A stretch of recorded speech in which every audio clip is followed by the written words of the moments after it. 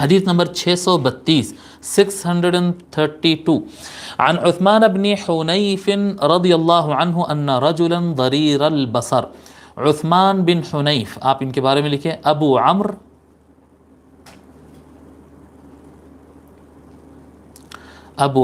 عثمان بن حنیف، ابو عمرو عثمان بن حنیف الاوسی الانصاری. ابو عمرو عثمان بن حنیف الاوسی الانصاری. الاوس یعنی الاوس والخزرج، جو انصار کے دو قبیلے تھے، خزرج بڑا قبیلہ، چھوٹا قبیلہ اوس، یہ اوس قبیلے کے تھے یہ. تو آپ صحابی ہیں، اور اکرم صلی اللہ علیہ وآلہ وسلم کے ساتھ جنگ بدر کے بعد سے تمام جنگوں میں آپ شریک رہے، اور مولا علی علیہ السلام نے آپ کو بصرہ شہر کا والی بنایا تھا، گورنر بنایا تھا. مولا علی کے آدمی تھے، با اعتماد آدمی تھے، اور آپ کا وصال 57 ہجری کو ہوا تھا. 57 ہجری کو آپ کا انتقال ہوا تھا. آپ روایت کرتے ہیں حضرت عثمان بن حنیف. دیکھیے یہ حدیث بڑی اہم ہے، اس میں دعا کرنے کا طریقہ سکھائے گا، یہ اس کو یاد رکھنا، اور اگر ہو سکے تو اس میں جو دعا آئے گی وہ دعا کو یاد کر لینا ہوتا ہے. حضرت عثمان بن حنیف رضی اللہ تعالیٰ روایت فرماتے ہیں کہ ایک نابینا آدمی، ایک نابینا جس کے آنکھیں نہیں ہوتے نا، یعنی آنکھیں نہیں ہوتے مطلب آنکھوں میں بینائی نہیں ہوتی، آنکھ تو ہوتے ہیں لیکن دیکھ نہیں سکتا، روشنی نہیں ہوتی آنکھ میں. ایک نابینا آدمی نبی اکرم صلی اللہ علیہ وآلہ وسلم کے پاس حاضر ہوا، فقال، اور اس نے عرض کیا، ادعو اللہ لی ان یعافینی، اللہ تبارک و تعالیٰ سے دعا فرمائیے یا رسول اللہ، اللہ سے دعا فرمائیے کہ وہ مجھے بیماری سے شفا دے. یہ آنکھوں کی جو مسئلہ ہے، اس کا مطلب یہ ہوتا ہے کہ اس سے اندازہ یہ ہوتا ہے کہ پہلے اس کی آنکھ صحیح تھے، وہ دیکھ سکتا تھا، لیکن بعد میں آنکھوں کی بینائی چلے گئی. تو اللہ سے دعا فرمائیے یا رسول اللہ کہ یہ نابینا ہونے کی جو یہ بیماری ہے، اس سے مجھے اللہ تعالیٰ مکتی عطا فرمائے اور مجھے سکون عطا فرمائے، میری روشنی لوٹا دے. فقال، تو آقا علیہ وآلہ صلاۃ والسلام نے ارشاد فرمایا، ان شئت اخرت لک وہو خیر. انہوں نے عرض آقا علیہ وآلہ الصلاۃ والسلام نے فرمایا، ان شئت اخرت لک، اگر تو چاہے تو میں اس کو آخرت کے لیے رکھ دوں، یعنی آگے بڑھا دوں اس کو، یا اس کو آخرت کے لیے رکھ دوں تو اس کا ثواب وہو خیر، اور اس میں زیادہ ثواب تجھے ملے گا. یعنی اگر جو مصیبت ہے اگر اس کو تو صبر کر کے گزارے گا تو تجھے ثواب ملے گا. وَإِن شِئْتَ دَعَوْتُ، اور اگر تو چاہتا ہے تو میں تیرے لیے دعا کر دیتا ہوں، تجھے آنکھ مل جائے اس کی میں دعا کر دیتا ہوں. فقال ادعو، اس شخص نے کہا یا رسول اللہ نے دعا فرما دیجئے، آپ دعا فرما دیجئے، مجھے آنکھ چاہیے.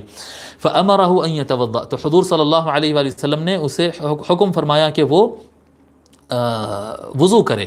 اب دیکھیے حضور صلی اللہ علیہ وسلم طریقہ بتا رہے ہیں، اسے حکم دیے أَن يَتَوَضَّأَ فَيُحْسِنَ وُضُوءَهُ، وضو کرے، اچھی طرح سے وضو کرے. وَيُصَلِّيَ رَكْعَتَيْنِ، اور 2 رکعت نماز پڑھے. یہ دعا کی خاطر، یہ فرض بھی نہیں ہے، یہ فجر بھی نہیں ہے، یہ سنت نماز نہیں ہے، یہ فرض اور نوافل سے ہٹ کر ایک الگ سے نماز ہے. دعا کرنے کا طریقہ، اچھی طرح سے وضو کرے، 2 رکعت اطمینان سے نماز پڑھے. وَيَدْعُ اللَّهَ بِهَذَا الدُّعَاء، اور اس دعا کے ذریعے اللہ تعالیٰ سے مانگے. کیا ہے صاحب دعا ہے اللہم انی اسألک واتوجہ الیک بمحمد نبی الرحمہ، یا محمد انی قد توجہت بک الی ربی فی حاجتی هذه لتقضى اللہم فشفعہ فی. یہ ایک ساتھ میں پڑھ دیا تاکہ آپ کو پڑھنے اور یاد کرنے میں آسانی ہو. اس کا مفہوم اس طرح سے ہے، ٹھیک ہے. اللہم انی اسألک، اس طرح سے دعا کرے.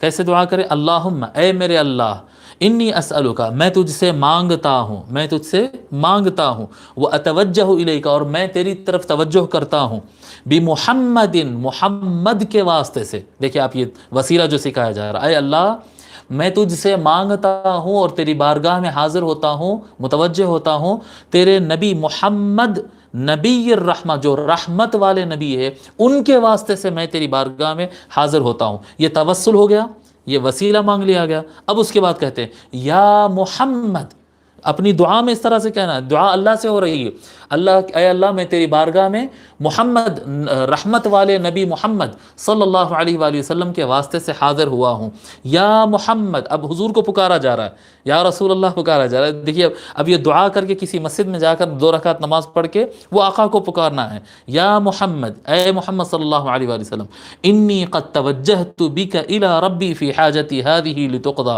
اے محمد صلی اللہ علیہ وسلم، بے شک میں یقیناً میں آپ کے وسیلے سے رب پروردگار کے بارگاہ میں حاضر ہوا ہوں، فی حاجتی، اپنی ضرورت پوری کروانے کے لیے، ہذہ لتقضی، تاکہ میری یہ بات پوری ہو جائے، میری یہ ضرورت پوری مجھے مل جائے، میری دعا قبول ہو جائے۔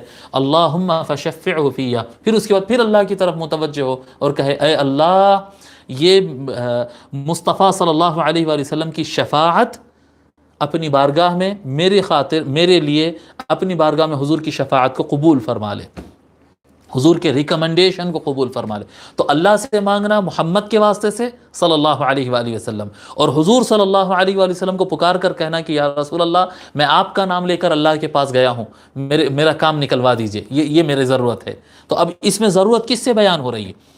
یا محمد انی قد توجہت بک الی ربی فی حاجتی ہذہ لتقضی، یا محمد صلی اللہ علیہ وسلم میں اپنی اس ضرورت کو لے کر اللہ کے پاس گیا۔ تو ضرورت کس سے بیان ہوئی؟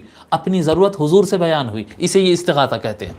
اپنی ضرورت حضور کے سامنے رکھا، اب حضور کے سامنے رکھا اور کہا اللہم فشفعہ فیہ، اس کے آخر میں کہا اے اللہ محمد کا واسطہ اور محمد صلی اللہ علیہ وآلہ وسلم کا وسیلہ اور واسطہ میرے مسئلے میں تو قبول فرما لے، عطا فرما دے۔ اس حدیث کو امام ترمذی نے روایت کیا، امام نسائی نے روایت کیا، امام ابن ماجہ نے روایت کیا، اور یہ الفاظ امام ابن ماجہ کے ہیں۔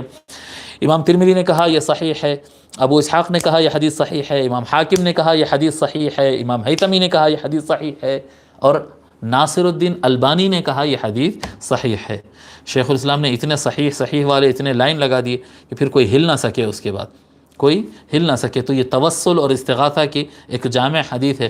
اور اتفاق کی بات یہ ہے کہ میرے ایک شاگرد تھے، ان کا نام محمد تھا، محمد، اتفاق ایسا ہو گیا تھا کہ 2 محمد تھے، 2 محمد تھے، دونوں کا نام بھی ایک ہی تھا، ان کے قبیلے کا نام بھی ایک تھا۔ میرا محمد دینی نام کا میرا شاگرد تھا۔ میں اپنے شاگرد کی گھر تلاش کرنا، رستہ نہیں معلوم تھا، تو میں محلے میں جا کر ایک مرتبہ محمد دینی نام پوچھتے ہوئے میں سوچا کہ چلے جاؤں، مجھے ذہن میں بھی نہیں رہا۔ اور ایک محمد دینی تھا جو کہ اہل حدیث فیملی سے تعلق رکھتا تھا، اہل حدیث تھا وہ نوجوان، اللہ اس کا بھی بھلا کرے، اس کو بھی ہدایت دے، امید کرتے ہیں کہ ہدایت پا لیا ہوگا۔ تو میں محمد دینی کی تلاش کرتے ہوئے جو ہے میں یہ لوگ سے رستہ نام پوچھ کر رستہ پوچھا تھا، تو وہ انہوں نے رستہ بتا دیا، تو وہ دوسرے محمد دینی کے گھر پہنچ گیا۔ اب میں وہ کھٹکا مارا، کوئی بڑے عمر کے آدمی آیا، میں نے کہا ان سے ملاقات کرنا ہے، وہ مجھے دیوان خانے میں بٹھا دیے اور چائے پانی پیش کر دیے، بولے ابھی آ رہے ہیں بیٹے، ابھی آ رہے ہیں۔ تو میں بیٹھا، وہ چائے پانی پیا، جب تک وہ آئے تو دیکھے تو یہ اہل حدیث بھائی نکلے۔ میں بولا نہیں بھائی، میں تو دوسرے محمد کو تلاش کر رہا ہوں۔